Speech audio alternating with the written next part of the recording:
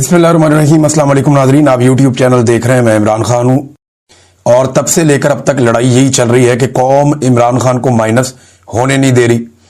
ना इमरान खान हार मानने के लिए तैयार है और एस्टेब्लिशमेंट और इमरान खान की सारी मुखालिफ सियासी जमातें वो ये जानते हैं कि अगर ये आदमी माइनस ना हुआ तो हम बहुत हद तक माइनस हो जाएंगे। अब इस मसले की वजह से अब एक नया दबाव क्रिएट किया जा रहा है, यानी हुकूमत खुलकर कह रही है कि इमरान खान से खुद को अलहदा कर लें तो फिर हम बातचीत कर सकते हैं।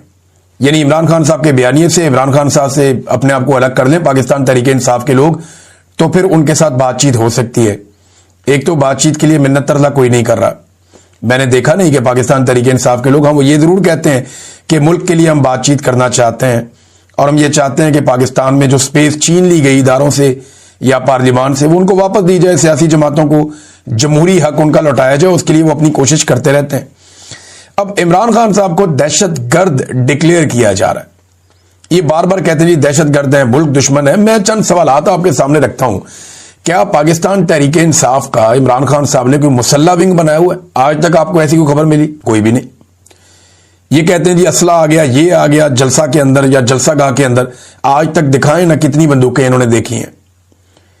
बेशुमार लोगों के साथ बंदूकें बेशुमार देखी गई हैं, लेकिन इमरान खान साहब के जलसा गाह में तो नहीं देखी गई। कोई मुसल्ला विंग पाकिस्तान तहरीक इंसाफ ने नहीं बनाया। क्या आज तक कोई बोरी बंद लाश मिली जो पाकिस्तान तहरीक इंसाफ ने बोरी बंद लाशें जो हैं वो जमा की हों? वो जो लोग ये काम करते थे वो आजकल एस्टेब्लिशमेंट के साथ हैं। क्या कोई करप्शन के मेगा स्कैंडल्स इमरान खान साहब के निकले कि ये भी है, वो भी है, वो भी है? बताएं ना। उस्मान बुज़दार पे इतने घटिया इल्जामात लगाए, एक भी मुकदमा बताएं कहां है उसके ऊपर? एस्टेब्लिशमेंट कहती थी ना कि इसने ये भी किया, वो भी किया, वो भी किया। उसने डील कर दी, उसको छोड़ दिया। वो कहते थे बहुत सारे अफसरान, बुशरा बीबी लगाती थी, वो किधर गए सारे अफसरान जिन्होंने रिश्वत दी हुई थी? कहते थे जी कि आसिम मुनीर साहब के पास एक फाइल है बुशरा बीबी के हवाले से जो उन्होंने इमरान खान को दिखाई थी। वो फाइल गुम हो गई। उसके बाद कहां गई वो फाइल? उस फाइल के ऊपर कोई एक मुकदमा भी नहीं बना। फिर क्या कोई अलहदगी पसंद तहरीक इमरान खान साहब ने चलाई है? वो मनसूबा इस तरह का दिया है? क्या कोई टारगेट किलिंग इमरान खान साहब ने या उनकी पार्टी ने की हो?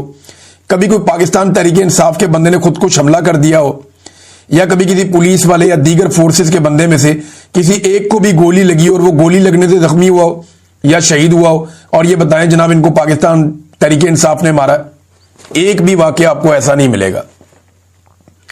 ये एक पॉलिटिकल पार्टी है, आप इसको दहशतगर्द कैसे कह सकते हैं? मुल्क दुश्मन और गद्दार कैसे कह सकते हैं? ये पाकिस्तान में ना एक पुराना ट्रेंड है, जो कहे कि आइन पर अमल करो वो गद्दार है, मुल्क का दुश्मन है, सिक्योरिटी थ्रेट है। वो जो कहे इदारे खसूसन फौज सियासत से अपने आप को दूर रखे, जो ये कहे कि मुल्क भी मेरा फौज भी मेरी, जो अपनी जिंदगी अपने मुल्क के नाम कर दे, ताकि अपने बच्चों से भी अपने आप को दूर कर ले, ऐसे आदमी को ये कहते हैं दहशतगर्द भी है, गद्दार भी है, सिक्योरिटी थ्रेट भी है। जो शख्स भी करप्शन के खिलाफ आवाज उठाए वो दहशतगर्द है, वो सिक्योरिटी थ्रेट है। जो बैरूनी ताकतों को एब्सोल्युटली नॉट कहे, जो गुलामी से इनकार कर दे, जो अमीर और गरीब का फर्क इस मुल्क में खत्म करने की कोशिश करे, जो पहली बार नामूसे रिसालत और इस्लामोफोबिया के हवाले से आलमी सतह पर आवाज उठाए, जो शख्स भी ये करेगा या जो लोग ये करते आए वो सारे गद्दार डिक्लेयर हुए। जिन लोगों ने आजादी से बात करना चाहिए वो सारे गद्दार डिक्लेयर हुए। जिन्होंने बात की कि इदारे सियासत में मुदाखलत क्यों करते हैं, इनका क्या हक है, वो सारे गद्दार और सिक्योरिटी थ्रेट बन गए पाकिस्तान के लिए। सारे के सारे, किसी एक को नहीं छोड़ा, फातिमा जिन्ना तक को नहीं छोड़ा। तो ये पाकिस्तान की कहानी है, कोई नई बात नहीं है, ये पुरानी बात है। अब DGISPR ने जो एक प्रेस कॉन्फ्रेंस की है उसमें एक सबसे बड़ी गलती उन्होंने ये की कि उन्होंने इमरान खान से पूछ लिया नाम लिए बगैर कि तुम हो कौन, हमारी हैसियत क्या है। तब से लेकर अब तक लोग लगातार बता रहे हैं DGISPR को कि इमरान खान है कौन और उसकी हैसियत क्या है। लोग बता बता कर थक गए हैं, लेकिन इमरान खान साहब की शख्सियत और कैरेक्टर इतना बड़ा है कि उसका अहाता लोग नहीं कर पा रहे। कितने सारे मैदान हैं दुनिया के जहां इमरान खान साहब ने नाम रोशन किया है, चाहे वो फ्लाई काम करने के हवाले से हो, सियासत के हवाले से हो, इस्लामोफोबिया के हवाले से हो, नामूसे रिसालत के हवाले से हो, एक लोगों को मोटिवेशन देने के हवाले से हो। यानी इमरान खान साहब ने लीडर की तमाम औसाफ उन्होंने बताया कि वो एक बड़ा लीडर है। पाकिस्तान के अंदर कोई आदमी इनका मुकाबला नहीं कर सकता, चाहे किसी इदारे में बैठा हुआ है या किसी सियासी जमात में बैठा हुआ है।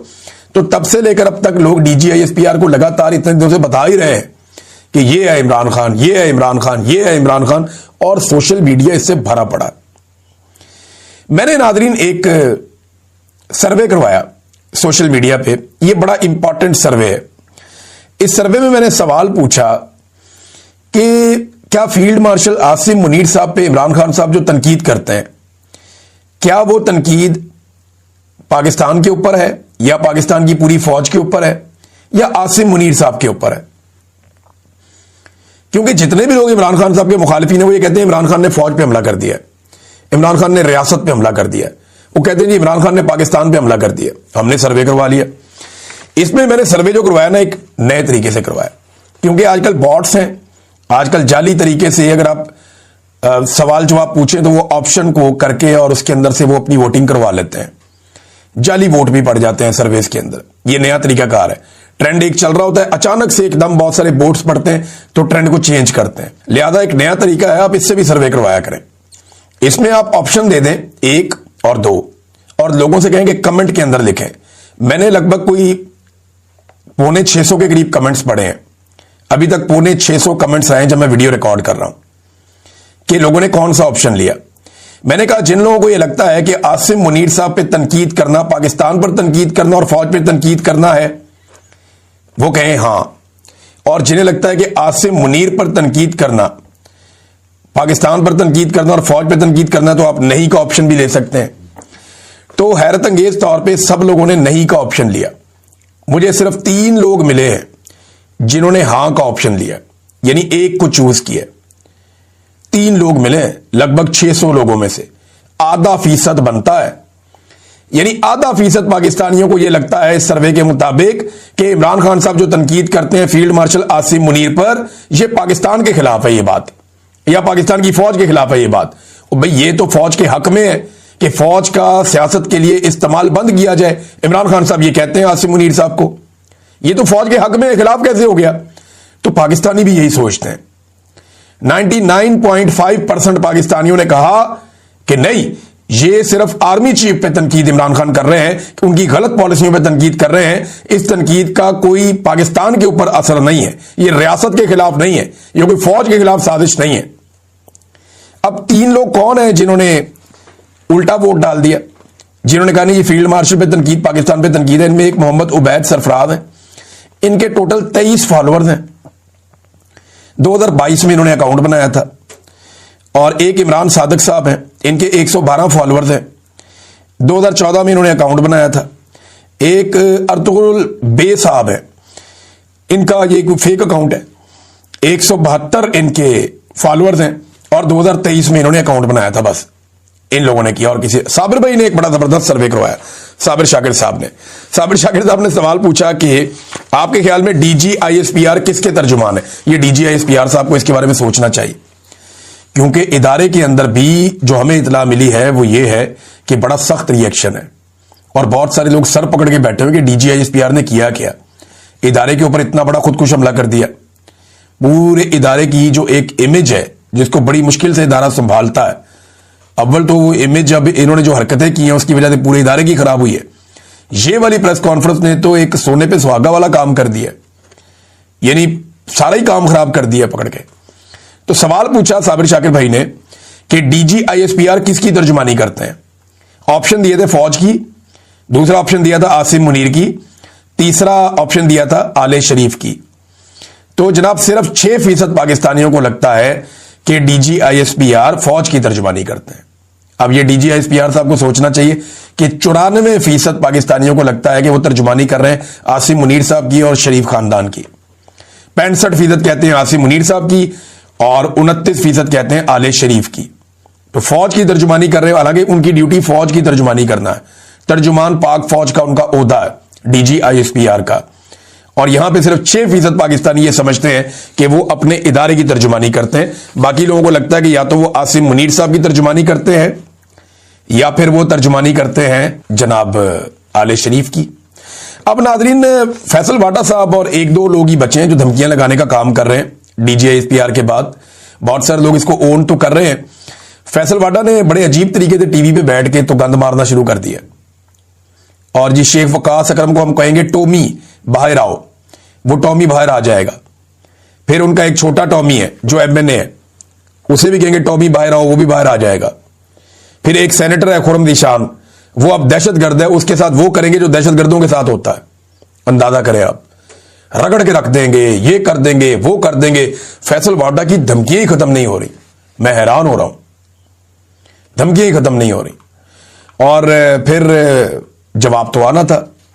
सेनेटर खुर्रम निशान साहब का जवाब आया, उन्होंने कहा वाडा मेरे बेटे कभी मिलो, मैं तुम्हें बताता हूं कि मैं कौन हूं और तुम्हारी औकात क्या है। वैसे इनका आमना सामना हो जाए ना तो मैं खुर्रम निशान को इतना जानता हूं कि फैसल वाडा के लिए मुश्किल हो जाएगी। फैसल वाडा में हौसला नहीं है, हौसला होता तो 2 दिन इमरान खान के साथ खड़ा हो जाता, हौसला नहीं है। जावेद हाशमी साहब ने भी फैसल वाडा को मुखातिब किया, उन्होंने कहा बेनामी सेनेटर की तरह के फौज के तर्जुमान जिस तरह खुलकर सामने आ गए हैं, वाज़ेह है कि इनके पीछे जो डाकू हैं वो भी नकाब उतारकर सामने आ गए हैं। दुनिया की तारीख में पहली मर्तबा ऐसा हो रहा है कि फौज एक पार्टी को कुचलने के लिए खुद मैदान में आ गई है।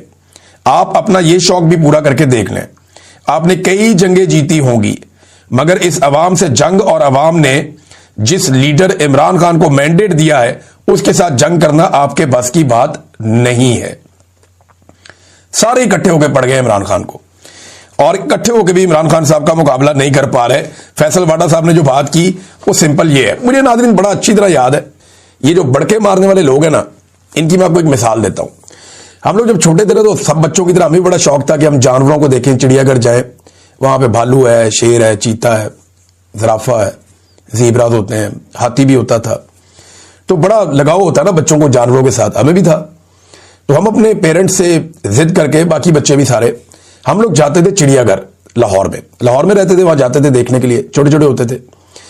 तो तब ना कई ऐसे लोग आ जाते थे जो बड़े ओछे काम कर रहे होते थे, बहुत अजीब, ऐसे जैसे कि सबका सुकून उन्होंने खराब किया होता था चिड़ियाघर में। कभी बंदर को छेड़, कभी हाथी को छेड़, कभी इस जानवर को छेड़, हालांकि जगह जगह लिखा होता है कि आपने इन जानवरों को छेड़ना नहीं है।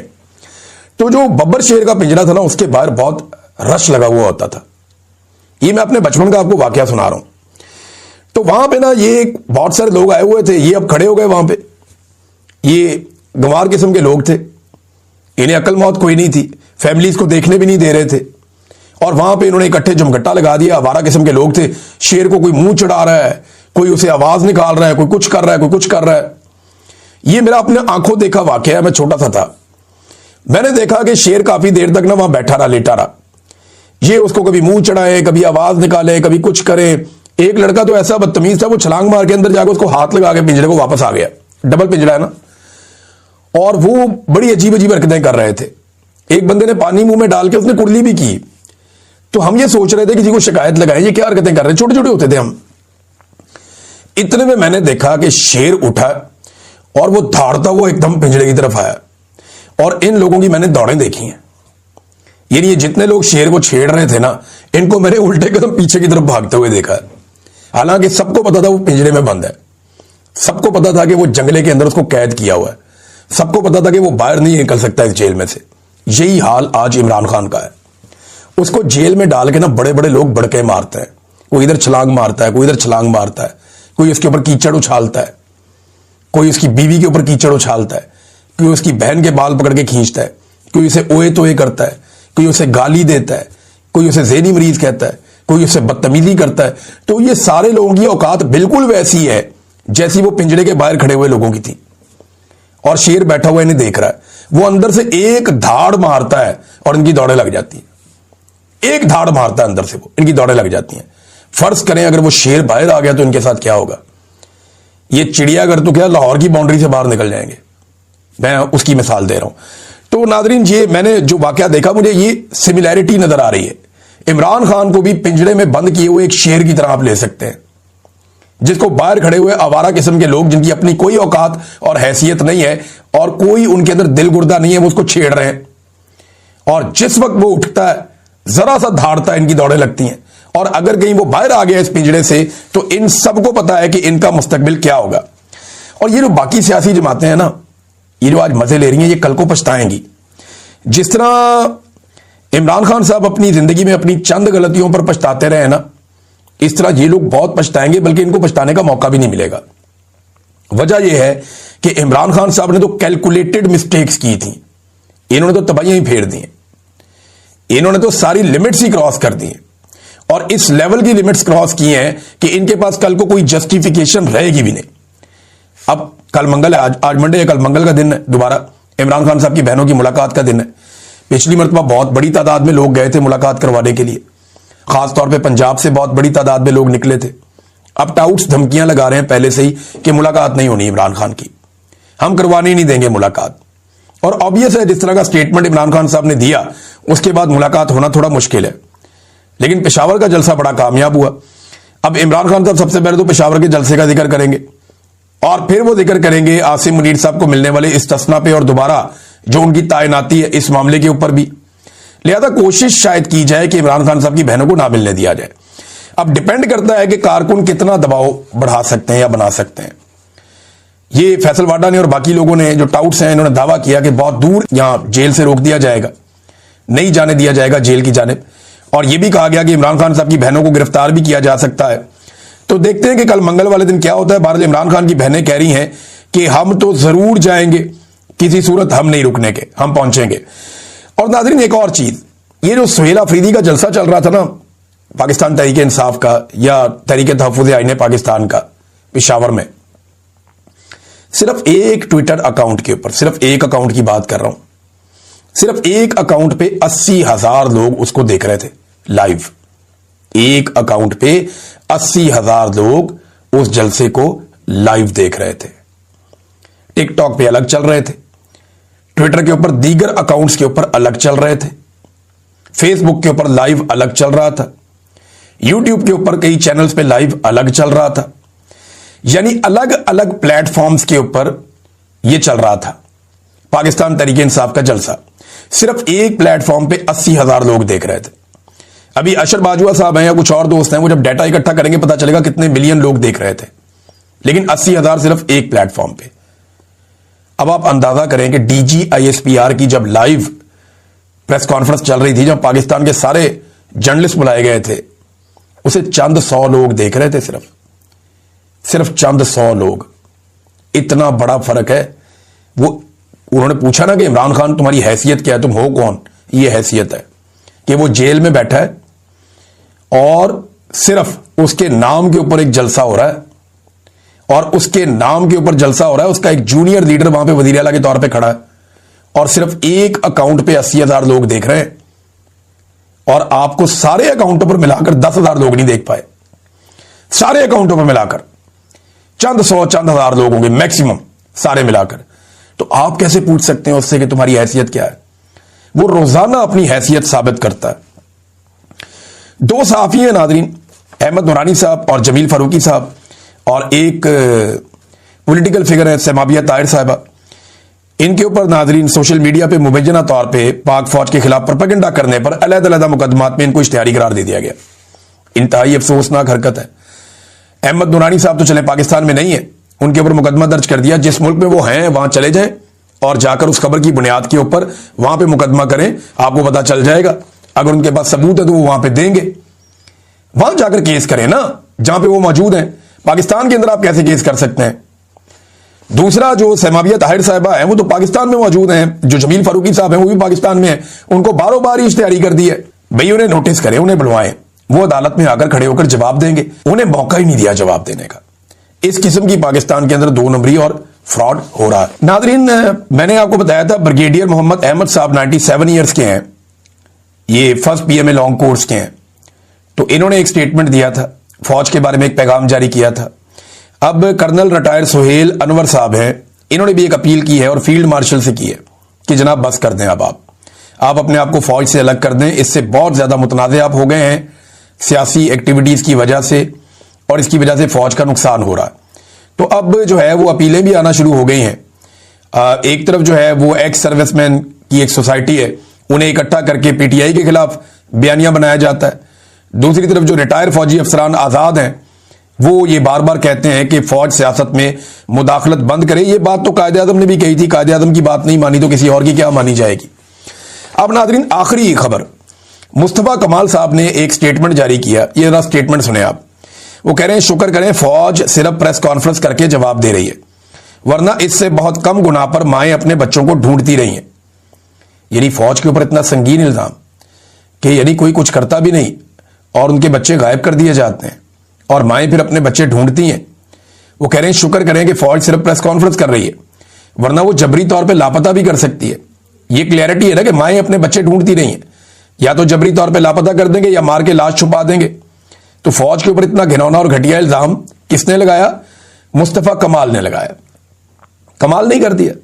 अच्छा, वो अगर अपनी तरफ इशारा कर रहे हैं तो मैं आपको ये बताऊं कि बोरीबंद लाशें, ये भत्ताखोरी, ये जग्गा टैक्स, ये इगवा बराए तावान और चाइना कटिंग, ये वाकई बहुत छोटे छोटे जराइम थे। इंसाफ मांगना, रूल ऑफ लॉ मांगना, मैंडेट का एहतराम मांगना, आजाद अदलिया मांगना, आइन का एहतराम मांगना, ये बड़े जराइम है मेरे ख्याल में। जो मुस्तफा कमाल साहब कह रहे हैं इस एतबार से तो फिर ये छोटे जराइम जो हैं वो यही वाले हैं कि कोई बोरीबंद लाश मिल जाए, कोई जो है वो भत्ताखोरी हो जाए, कोई जो जगह टैक्स किसी से